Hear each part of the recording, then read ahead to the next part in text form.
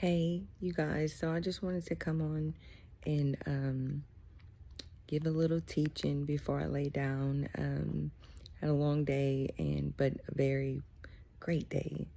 Um, so I shared recently how I messed up and I used again. And the Lord reminded me that because of the bloodline, because of all these witches and warlocks that come against my life, that they do spells on me to do drugs, to come in agreement with witchcraft. And years ago, I had the spirit of pharmakia cast out of me when I got into ministry. And it was a deliverance session that I went through, and a lot of spirits came out, but one of them was the spirit of pharmakia. And of course, I didn't know what it meant, so after the hours of deliverance session that I went through, and once I sat down and was able to uh, relax because it was so intense, I asked my spiritual dad what pharmakia meant, and he told me it was a drug.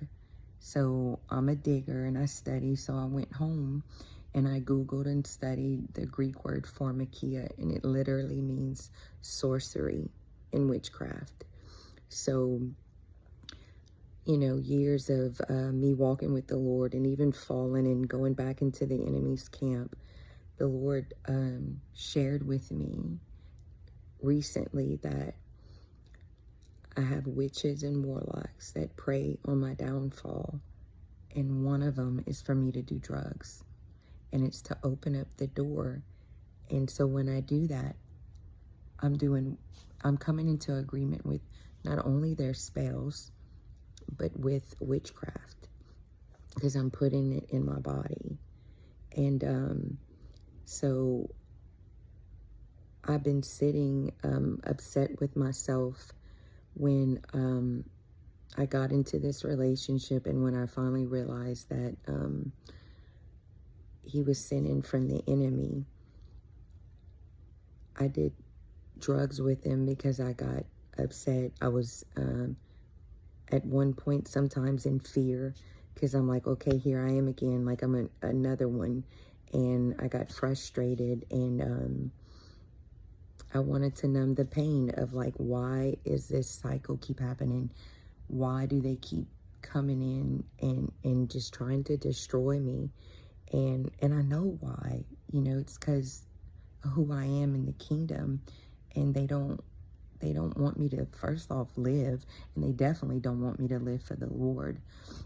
And I got bitter again, and I just said the thing about my name, Elizabeth, an oath to God, a promise, and my middle name, Marie, bitter, a promise to be bitter. And it's been this vicious cycle, not only with drugs and witchcraft and bitterness. And God's just been revealing so much the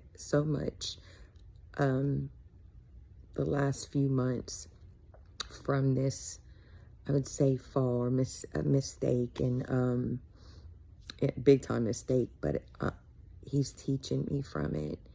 And the lesson definitely is to release this unforgiveness and this bitterness from these witches and warlocks, because what it's doing, it's keeping me in a cycle. And I need to know that this is what they do, right? This is when you serve the enemy of darkness, and you know what you're doing, and you have evil intent. It's who they are. And I don't justify what they do. I come out of that camp. But I have to forgive them. The Lord says for us to forgive our enemies and to pray for them. And a big part of my calling is to minister to them in many ways. And God allows me even to minister to them even when I was in sin.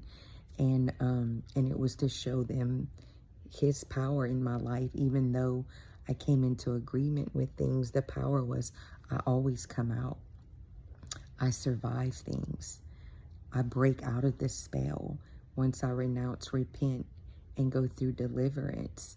And but I've also learned every time I come back into agreement with doing drugs or getting bitter, the enemy comes back in 7 times worse with stronger spirits.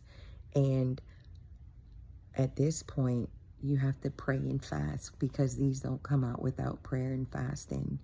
And I see that generational curse and that cycle that I've been in.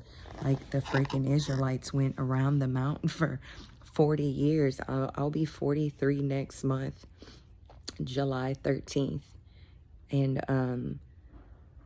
I'm done going around this mountain, like this stronghold of bitterness, this stronghold of unforgiveness that's kept me in this cycle because of pain, because I was so used to numbing my pain. And all it's been doing is making me worse and stunning my promises, stunning my mission, my call. And I have to love them. I don't have to be around them. I don't have to allow these people to come back in and gaslight me, and or which they're going to do it anyway, but especially in a relationship, because I've always been with ungodly men, and that cycle needs to break. And you know, every time I did very well with the Lord, and when I walked with the most sobriety, is when I was single, because I was getting healing. And because of my past, I remember a minister laid hands on me and was like, Elizabeth, I see you. Some would say a flower and some would say an onion. And I was like, an onion, dang. And they were like, no, you have so many layers of where you need to be healed. And when you jump into a relationship with all this past trauma and betrayal, witchcraft ties, soul ties, you know, it takes time to get healing. And I told the Lord the other day, again, and I've said this before, and a cycle happened, but it was like, you know, I don't want to bring none of my trauma or any soul ties or anything from my past into my relationship with my future husband. And it's going to take some time for me to heal. And not only do I deserve it, you know, the man that I'm called to marry, he deserves it too. And, you know, at times I got impatient waiting for some of my promises, but I see it now. Like, I don't want to bring my past into my future. I want my future to propel me, not my future, my past, you know, to stay in the past.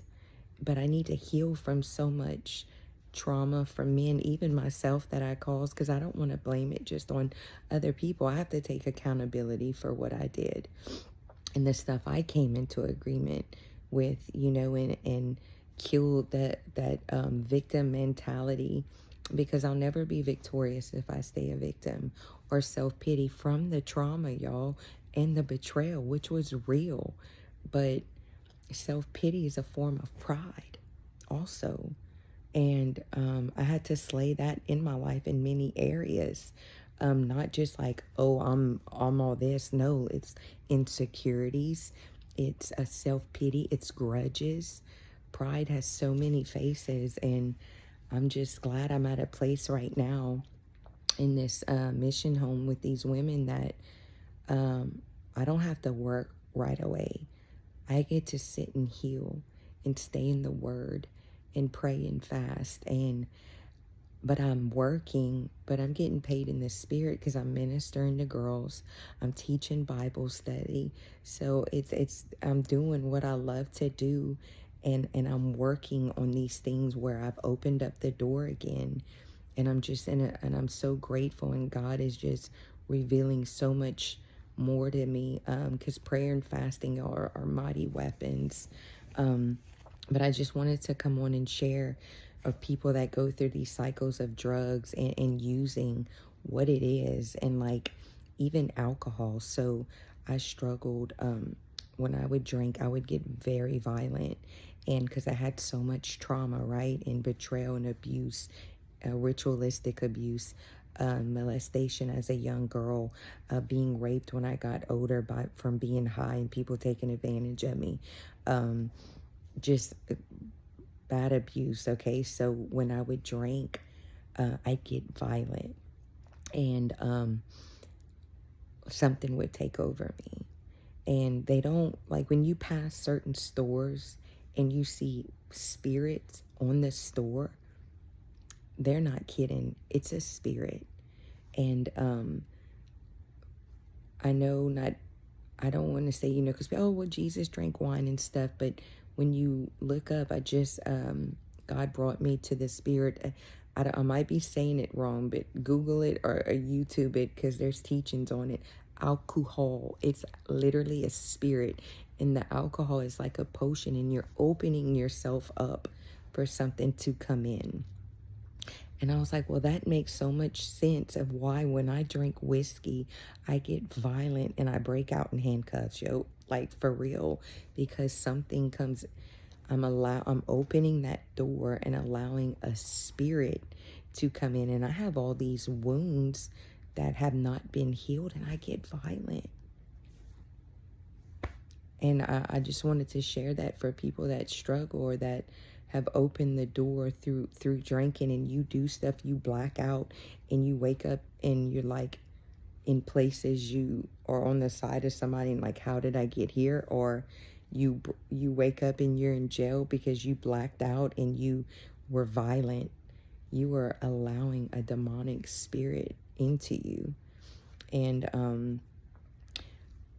I always knew something was there, but I didn't know the name of the spirit. And you could look it up on YouTube. There's a couple people that teach on it, and it just gave me so much revelation. And it's like, I don't want to come into agreement with potions or drugs anymore, because it's witchcraft and it's opening yourself up to the demonic. And like I said, I should have known better, but sometimes I fall short, and I have fallen short, and I went back into agreement with these spells that these witches and warlocks do on me to come into agreement with the craft. But I have to take accountability and responsibility to admit that, I didn't have to do it. I came into agreement. They're doing the spells, but there's areas where I gave up and didn't fight hard enough. And that's humbling for me to say. But it's truth. And I'm going to be authentic and vulnerable to help somebody else come out to speak truth and show that, I've been weak. And just to admit it gives me freedom in itself. And so I hope this helps somebody. And I just pray for people's freedom and deliverance from the spirit of pharmakia, and to come out of witchcraft. And I pray that God would give you the grace to fast and to pray, because they're mighty weapons. And they don't come out without prayer and fasting.